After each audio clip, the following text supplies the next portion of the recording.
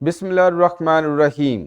अस्सलामुअलैकुम dear students, chapter 8 knowledge 8.3 जिसमें हमने लोड एक्सटेंशन ग्राफ की अंडरस्टैंडिंग करना है और इसमें जो एसएलओज कवर करने वाले हैं उसमें क्या है, sketch, plot and interpret load extension graph.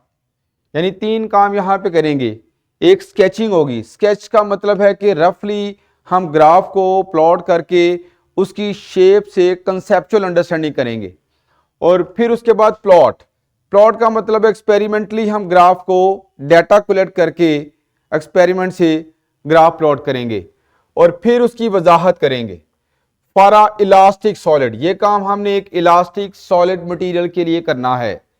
And describe the associated experimental procedure, वही जो प्रोसीजर हम यहाँ पे डिस्कस करेंगे कि कैसे हम डाटा कलेक्ट करने वाले हैं और ग्राफ को प्लॉट करने वाले हैं।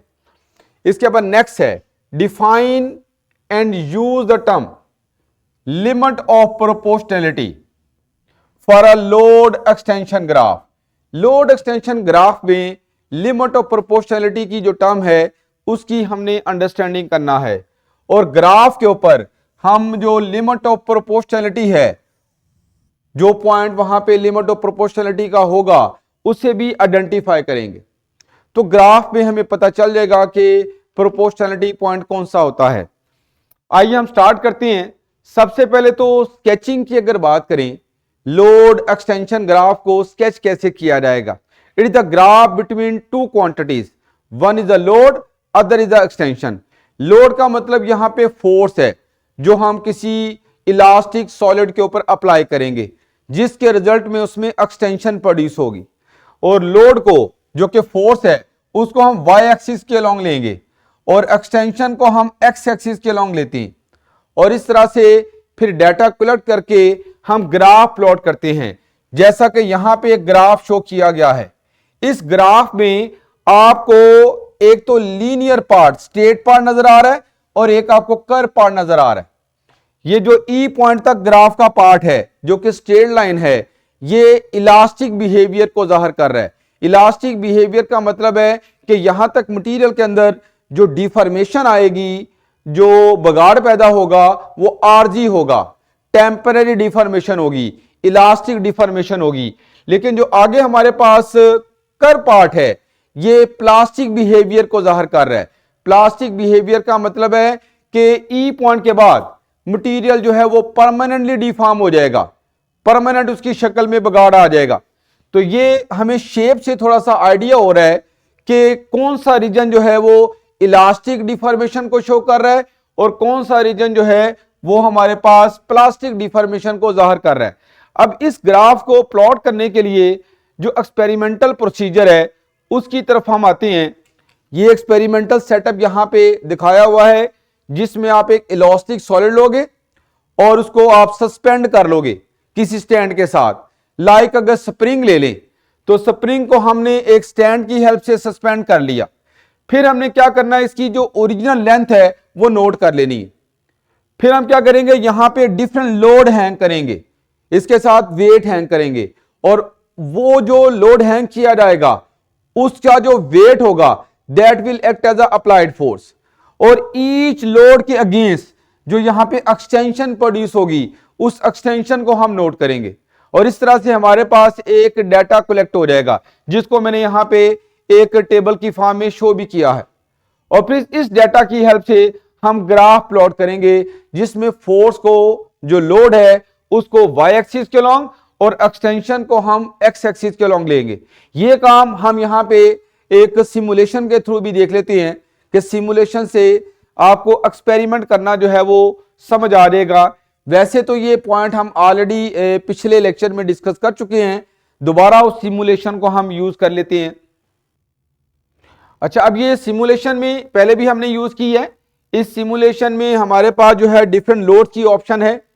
इसमें हमारे पास दो स्प्रिंग यहां पे सस्पेंडेड है, हम एक स्प्रिंग से ये काम करेंगे। अच्छा, इसके अलावा हमारे पास यहां पे जो इसकी अनस्ट्रेस्ड लेंथ है उसके लिए एक हॉरिजॉन्टल लाइन आ गई।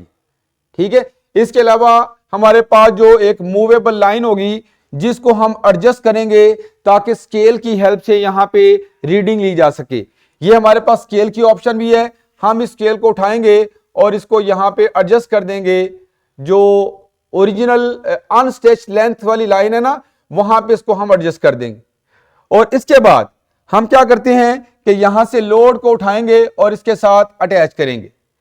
और लोड को अटैच करने के बाद ये जो हमारे पास मूवेबल लाइन है, इसको स्प्रिंग की लेंथ तक एडजस्ट कर लेंगे और हमें पता चल जाएगा कि यहां पे एक्सटेंशन कितनी हुई है। और ये एक्सटेंशन हम स्केल से इजीली रीड कर लेंगे। जैसे कि यहां पे अगर आप देखो तो ये तकरीबन 0.7 सेंटीमीटर 7 सेंटीमीटर के बराबर है। और जो लोड हमने हैंड किया है उसकी मैस 50 ग्राम है, उसको हम जी से मल्टीप्लाई करेंगे और इस तरह से उसको अप्लाइड फोर्स में कन्वर्ट कर लेंगे, mg। तो इस तरह से डिफरेंट लोड हम हैंग करते जाएंगे और ईच लोड के अगेंस्ट जो एक्सटेंशन है वो नोट करते जाएंगे और हमारे पास डाटा आ जाएगा। और उस डाटा की हेल्प से हम इजीली ग्राफ को प्लॉट कर सकते हैं, जो कि अभी आपको जो है वो मैंने स्लाइड पे दिखाया है। वापस स्लाइड पे आते हैं तो ये हमारे पास जो है वो ग्राफ आ गया। अब इस ग्राफ की थोड़ी वजाहत हम कर लेते हैं कि मैंने भी आपको कहा कि हमारे ग्राफ के अंदर एक तो स्ट्रेट पार्ट है और एक कर्व पार्ट है। जो स्ट्रेट पार्ट है अप टू पॉइंट ई, ये क्या जाहिर कर रहा है? ये जाहिर कर रहा है कि हमारे पास जो फोर्स है जो कि लोड की शक्ल में है, it is directly proportional to the extension. Applied force is directly proportional to the extension.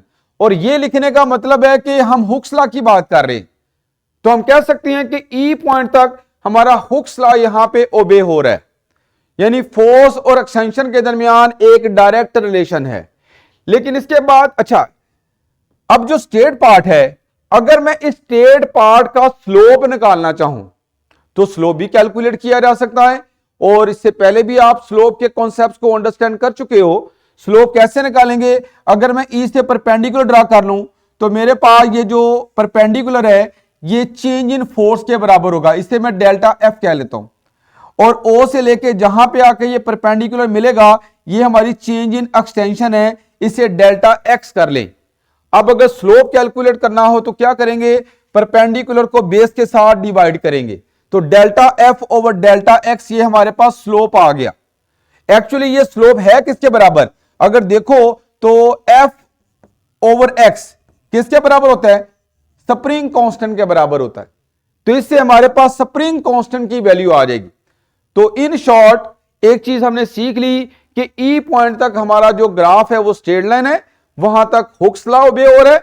और उसी ग्राफ का अगर हम स्लोप कैलकुलेट करें तो वो स्लोप हमें क्या देता है? स्प्रिंग कांस्टेंट की वैल्यू देता है, किसी स्प्रिंग की स्टिफनेस के बारे में बताता है।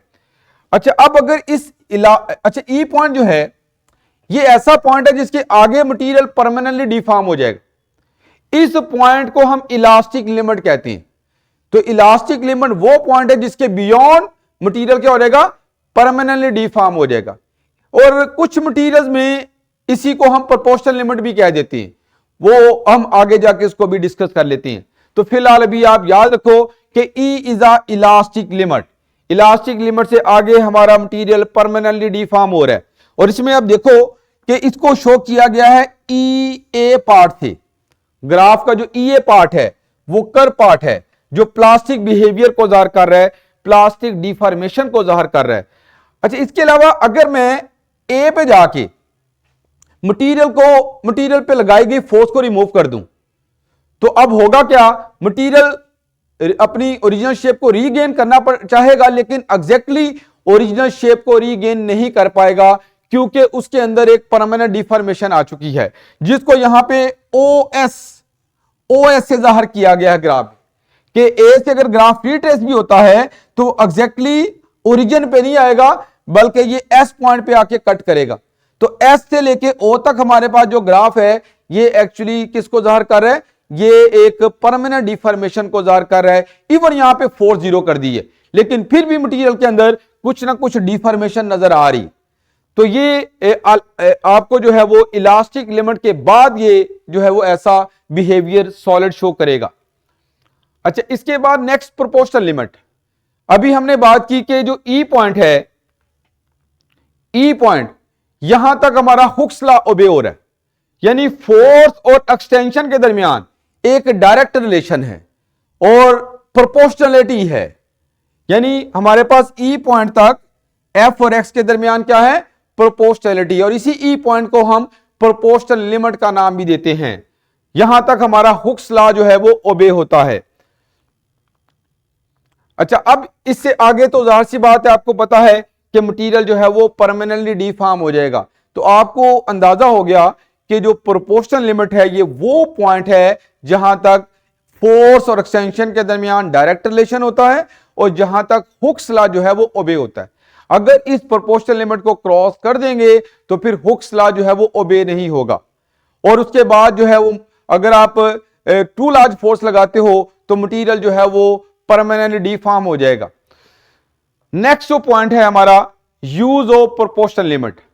ये जो प्रोपोर्शनल लिमिट की हमने बात की, इससे आप किसी भी मटेरियल की इलास्टिक रेंज का आइडिया लगा लेते हो कि अगर आपके पास बहुत सारे मटेरियल हैं, किसी की प्रोपोर्शनल लिमिट बहुत बड़ी है और किसी की कम है, तो इसका मतलब यह है कि जिसकी प्रोपोर्शनल लिमिट ज्यादा होगी उसका इलास्टिक बिहेवियर ज्यादा है, वो ज्यादा टेम्परेरी डिफॉर्म हो सकता है, और वहां पे अगर आप उस डिफॉर्मेशन से फोर्स को हटा दोगे तो मटेरियल वापस अपनी असल हालत में आ जाएगा। तो एक तो ये फायदा है कि हम यहां से मटेरियल की जो इलास्टिक रेंज है उसका आइडिया लगा लेते हैं। दूसरा, इसी चीज का इंजीनियर भी फायदा उठाते हैं कि अपनी वो एप्लीकेशन जहां पे कोई इलास्टिक मटेरियल रिक्वायर्ड होता है उसकी सिलेक्शन कर लेते हैं by noting the proportional limit of different materials. तो डिफरेंट मटेरियल्स की प्रोपोर्शनल लिमिट को नोट करके यह काम किया जा सकता है। एक और भी यूज है, प्रोपोर्शनल लिमिट तक जो आपका ग्राफ है, उस ग्राफ का अगर आप स्लोप कैलकुलेट कर लो तो वो स्लोप हमें क्या देगा, वो हमें स्प्रिंग कांस्टेंट के बारे में बताएगा, मटेरियल की स्टिफनेस के बारे में बताएगा। तो ये प्रोपोर्शनल लिमिट के यूजेस के हवाले से हमने पॉइंट्स को अंडरस्टैंड किया। ये एंड पे कुछ मल्टीपल चॉइस क्वेश्चन हैं, इनको भी हम देख लेते हैं। इसमें क्या लिखा है, the limit of proportionality means indicates that the maximum load a material can handle. नहीं जी, the point beyond which Hooke's law no longer applies. ये हमारे पास बिल्कुल सही है कि ये ऐसा पॉइंट है जिसके बाद हुक्स लॉ ओबे नहीं होगा। अच्छा, समटाइम्स हम प्रोपोर्शनल लिमिट को इलास्टिक लिमिट भी कहते हैं, ठीक है। इलास्टिक लिमिट जो है वो लिमिट होती है जहां तक मटेरियल जो है वो टेम्परेरी डिफॉर्म होता है, उसके बाद जो है वो मटेरियल परमानेंट डिफॉर्म होता है, और कुछ मटेरियल में ये डिफरेंट भी होती है। इलास्टिक लिमिट और प्रोपोर्शनल लिमिट की वैल्यूज डिफरेंट भी होती हैं, लेकिन वो आपके लेवल की बात नहीं है। आप बस इतना ही याद रखो कि आपकी बुक में ज्यादातर प्रोपोर्शनल लिमिट की बात की गई है। नेक्स्ट पॉइंट देखते हैं, what does the linear portion of the load extension graph for elastic solid represents. हाँ जी, लीनियर पोर्शन जो है वो ग्राफ का, वो किस चीज को जाहिर करता है, प्लास्टिक डिफॉर्मेशन को या इलास्टिक डिफॉर्मेशन को? तो इसमें डेफिनेटली हमारे पास ये इलास्टिक डिफॉर्मेशन को जाहिर करेगा, तो ये हमारे पास एक करेक्ट आंसर बनेगा। लास्ट वन है, if load extension graph of an elastic solid starts to curve and deviate from the linearity it indicates. हाँ जी, अगर लोड एक्सटेंशन ग्राफ जो है वो स्ट्रेट लाइन से डेविएट कर जाता है और कर्व शुरू हो जाता है, तो ये चीज किसको जाहिर करती है, ये आपने बताना है option C, the material has crossed its elastic limit. Material उसकी इलास्टिक लिमिट को क्रॉस कर चुका है। डेफिनेटली यही मेन हमारा एग्जैक्ट आंसर है। बाकी पॉइंट्स भी आप देख सकते हो, लेकिन करेक्ट आंसर हमारी ऑप्शन ए ही बनेगी। तो ये डियर स्टूडेंट्स हमारा आज का लेक्चर था, चैप्टर 8 का आखिरी टॉपिक था जो हमने कवर किया। इंशाल्लाह हम नेक्स्ट टाइम जो है वो चैप्टर 9 को स्टार्ट करेंगे। Thank you very much.